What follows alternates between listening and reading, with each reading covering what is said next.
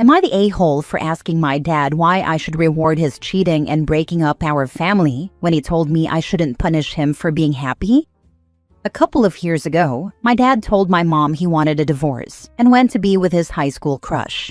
It was a total surprise to my mom, me, 19 male, and my siblings, 15 female, 13 female, and 10 male. Dad said he never cheated, but when he reconnected with this woman, all the feelings he had before came back. And he wanted his chance with her since she was the one he missed out on back then. He even admitted he never got over her and always knew he'd leave if he got his chance with her. I've wanted nothing to do with him since, and my siblings feel similarly, only they get no choice since he has equal custody with my mom. They make life awful for him and his girlfriend though, and all three hope he stops making them socialize with them soon. Since he left my mom, he has tried with me too. He invited me to family dinners and tried to set up a time for me to meet his girlfriend and for us to figure out a way forward. The only time I responded was to that last part, and I told him the only way forward was no contact. The only time I've seen my dad in the last 2 years was at my mom's house for my brother's 10th birthday.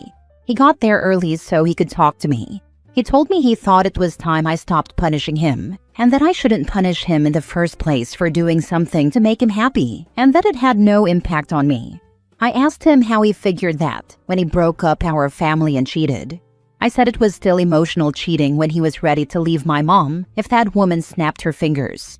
My dad emphasized the fact that he never cheated, and he told me it was nothing to do with me anyway. I told him it has everything to do with me when it changed my family and disrupted my life. I asked him why I should reward those things and why I'd want his kind of influence in my life. I told him I didn't give a damn about his happiness or the woman he's with, and that he was out of luck if he thinks he will ever get my seal of approval or get me to spend time with him and her. My dad said my mindset was all wrong and that us having a relationship doesn't reward him. It's good for me, and it could add another woman to my life who would be supportive and compassionate when I need it. He said it's what my siblings and I are missing out on by rejecting his girlfriend and future wife. He also called me an a-hole for framing things in the worst possible light and for even thinking about this as rewarding versus not. I had to walk away because he was ready to keep going, and I didn't want it to spill into my brother's party. Am I the a-hole? Now for the top comments. Oh my god, he actually said you're missing out by rejecting his girlfriend? How far did he have to twist himself to get that far up his own butt for that viewpoint? What about your father missing out on his children because he can't think with anything but his junk, not the a-hole? He believes that too. He never expected us to be mad or hurt by his choices, and he truly believed everything would be perfect for him. Everyone else's feelings were unimportant or just supposed to be like his. So you aren't supposed to have any feelings about your life and stable place being rocked because he got horny for Barbara from gym class? The fact he has zero remorse for 1. Using a woman for several years wasting her life when she could have been with someone who actually loved her, and 2. Having several children with her knowing he'd leave her and them, shows what kind of person he is. I don't associate with people like this. I don't blame you or your siblings for not wanting to put up with his self-absorbed POS. Over 20 years of her life he wasted. She loved him and committed to him, and he never did it back. He was just waiting for that woman to come back so he could be with her. Not the a-hole. My dad cheated. My brother and I were young and now older are no contact with him. If he was hung up on his ex, he shouldn't have married your mom. This is what I'm talking about. His very first mistake was stringing mom along and probably other women before he met her. He was always going to leave someone for this woman he's with now, and that's crappy to do to anyone. Next story. Am I the a-hole for kicking my mentally ill brother out of my house when he was treating my wife like garbage? So I am 34 male. I am married and own a home with my wife, 26 female, in Los Angeles. My younger brother is 32 male, and he has never lived on his own. He lived with my dad until around 24, then moved into his girlfriend's parents' house until he was maybe 28. They broke up, so my dad gifted him a condo above his business. He got a ton of free passes from my dad. He trashed the condo, didn't take care of anything, and my dad finally decided to retire and sell it because he couldn't take it anymore. My brother is also on his third car, all bought by our grandfather. About 3 to 4 months ago was when he got kicked out. He came to our door begging, and I knew exactly how it was going to go. I told him he had 1 month to get his act together, and I kept caving. My wife is an actress, and she only books about once every 6 months. She does auditions and classes daily for an hour or two, and she mostly does housewife stuff. I told him right off the bat that she was not doing any of it for him. I don't care if he's working 5 jobs. He is doing his own laundry, cleaning, and cooking. Of course, he left messes, threw his laundry on the floor, and made the argument that he is working full-time and she's not. I was like, this is her home. Then when I told him he'd have to pay bills 2 months in, he got mad and said my wife does not pay bills. She is my wife, and she takes care of our home. Anytime I told him to stop making extra work for her, he would say, she's a housewife. She's doing it for you, so I don't understand why she can't for me. He even asked why I get to have my laundry done and meals cooked for me, but he can't, and said he works as much as me. It drove me crazy. He also would make noises while my wife was in auditions, which was frustrating for her. Not even accidental, like screaming while watching a sports game 5 seconds after we told him she was going on Zoom. This was one of my breaking points. She has dedicated her whole life to this since she was like 9. When I started making good money, the first thing I was excited about was that she could focus on her dreams. She finally got a good agent, and the auditions she gets are huge. She is on cloud 9. As soon as he started doing this, I noticed she was getting stressed. One of the main issues is that he works nights. He was there all day while I was at work, and if she asked him to be quiet, he did not care. He said he didn't consider it a career and didn't think she'd make it, so he didn't feel the need to care, as if her making it or not changed anything about it being her home and her dreams. If I was home and told him to shut up, he would. However, during the day, he did not listen to her and made her cry. That was the day I told him to get out. He's had enough free passes. It's time to grow up. My other brothers got mad and said I'm heartless because he's struggling mentally. But the guy has been struggling mentally since he was 16 and has never attempted therapy, meds, anything. He just cries and relies on everyone to do everything. Mostly you're the a-hole because you let him move in. Then when it got worse, you waited months before kicking him out. She got an agent. For Pete's sake, what an accomplishment. He actively sabotaged your wife's auditions.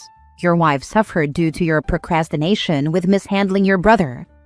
I agree. I have a ton of regrets. I thought maybe it was my chance to help him down a better path, but I should have kicked him out sooner. Not the a-hole. Mental health issues are an explanation, not an excuse. Sounds like your brother's issue isn't mental health, so much as being an a-hole who also happens to have mental health struggles. Does he even have a legit diagnosis? No diagnosis, no treatment, no therapy? That's a no-go. No diagnosis. For years he has threatened our family and his ex with suicide if they didn't help him. After I kicked him out, he texted my wife saying he was going to go drive off a cliff. That's how he kept his ex around for years. Every time she tried to leave, he threatened to end his life. I didn't know about him doing that to her at the time, or I would have stepped in. But as soon as I saw that text, I was done with him completely. Not only is he kicked out, he is blocked. I know he texted her instead of me because she's my weakness, and he assumed if he upset her enough, I'd tell him to come back. I even offered to pay for his therapy while he was staying with us, and he got mad. Next story. Am I the a-hole for photoshopping my nieces and nephews out of the pictures I posted online? My 27 female sister-in-law, my husband's sister 38 female, decided about a year ago that she does not want her kids' faces posted on social media.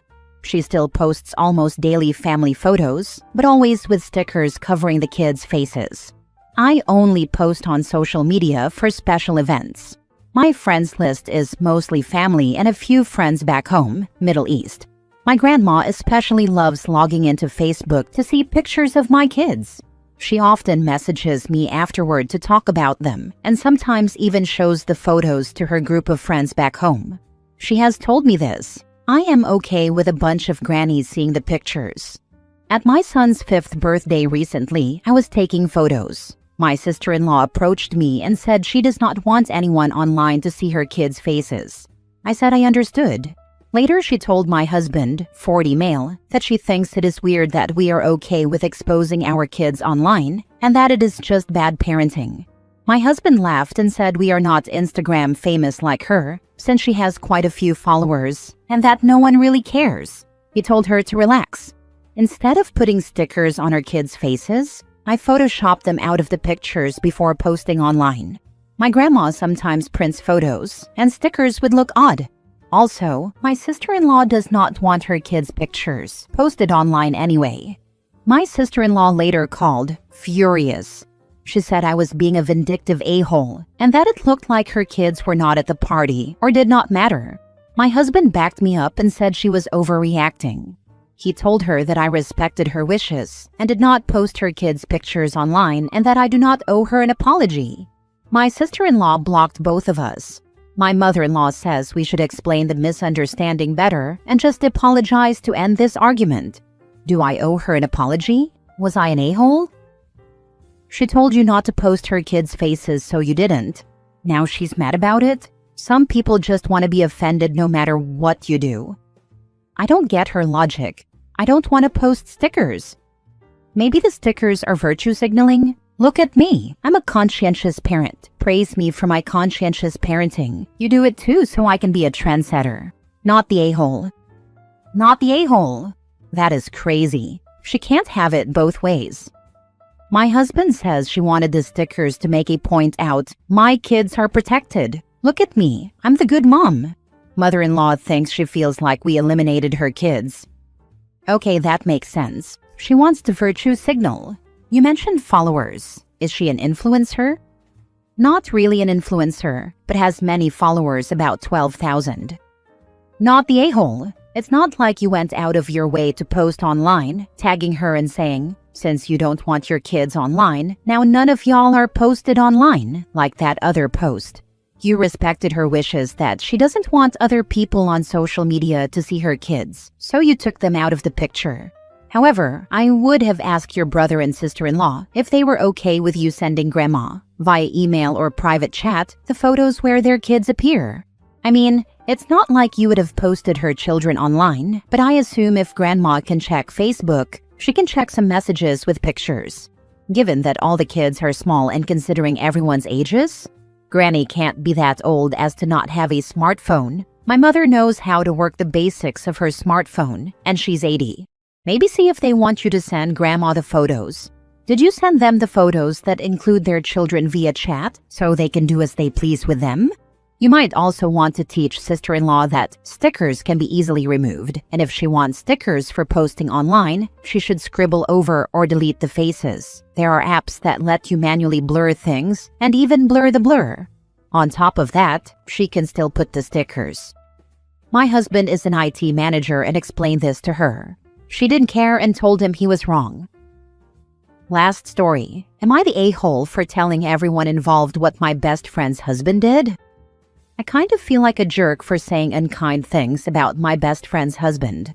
At the same time, I thought that everyone who went out of their way to come help them deserved an explanation as to why they had to be out in minus 40 degrees weather.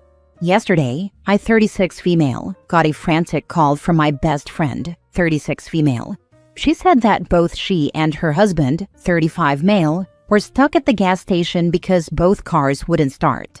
While this sounds unrealistic to some, this is in a northern state during an Arctic blast of minus 40 degrees weather. Batteries stop working in that kind of cold. My friend told me that her husband called her to give him a jump, and when she got there and tried to jump his car, hers suddenly shut off and then wouldn't start. Naturally, I already have jumper cables in my trunk, so I headed straight to the gas station where they were both stuck. I tried her husband's car first, and nothing worked. Then I tried my friend's car, same thing. I called my husband, 40 male, for assistance. He came with a high-powered battery jumper pack. He tried both vehicles, but nothing worked. Now we were stumped. My husband called his brother-in-law, who is a mechanic. My brother-in-law showed up with, pardon my ignorance, a few tools to test different parts. He couldn't find anything wrong. After 3 hours, everyone was frozen stiff and ready to call it quits. They all left. I called for a tow truck to get both vehicles. While waiting for the tow truck, I was calling every car shop in town to find an opening for even one of the two vehicles. It was at this moment that my friend's husband told me that he was pretty sure both vehicles wouldn't start because he had poured half a gallon of antifreeze into both gas tanks. I was shocked into silence. He had kept this to himself for 3 hours while all of us worked in the cold trying to help them. I texted this to my husband and brother-in-law. They were pissed and refused to come back out. I finally found a shop close by that was still open. They agreed to take both vehicles. Once everything was taken care of, my friend offered to buy me dinner. At the restaurant, I told her that I had texted my husband and brother-in-law about what he did. She became upset because she felt that it made her husband look stupid. Since we found a shop that could fix it, I should have just not said anything. She called her husband, and for nearly 15 minutes I could hear him yelling at her over the phone. She tried to calm him down by saying it was okay, everything would work out, he didn't need to worry about it, his parents would be back tomorrow, etc. Apparently, her husband felt emasculated and was afraid that all of us thought he was stupid. Keep in mind that nobody had said a word to him about it. I can see where he is coming from, though. I imagine that this situation likely brought out one of his biggest sensitivities and fears of public rejection. Am I the a-hole for telling my husband and brother-in-law the stupid thing he did? She became upset because she feels that it makes her husband look stupid. She's right, it does make her husband look stupid, because he did an objectively stupid thing. That isn't the part that actually makes him stupid, though. I do objectively stupid things every damn day, and I'm sure I'm not alone, or stupid.